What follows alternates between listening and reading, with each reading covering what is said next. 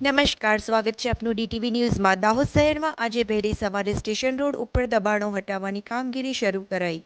Smart city અંતર્ગત શહેરમાં નવીન રસ્તાઓને પગલે રસ્તામાં આવતા અવરોધરૂપ દબાણો દૂર કરવાની કવાયત ચાલી રહી છે, ત્યારે સૌપ્રથમ ગોધરા રોડ, પછી પડાવથી નગરપાલિકા યાદગાર ચોક સુધી દબાણો દૂર કર્યા બાદ આજે વહીવટીતંત્રનો કાફલો બુલડોઝર સાથે શહેરના સ્ટેશન રોડ ઉપર પહોંચ્યો હતો અને ચુસ્ત પોલીસ બંદોબસ્ત વચ્ચે બસ સ્ટેશન પાસેથી દુકાનો તોડવાની શરૂઆત કરાઈ હતી.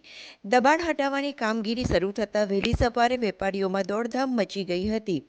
વેપારીઓ પોતાનો બાકી રહેલો સામાન બચાવવા માટે વહેલી સવારે ભાગદોડ કરતા નજરે પડ્યા હતા.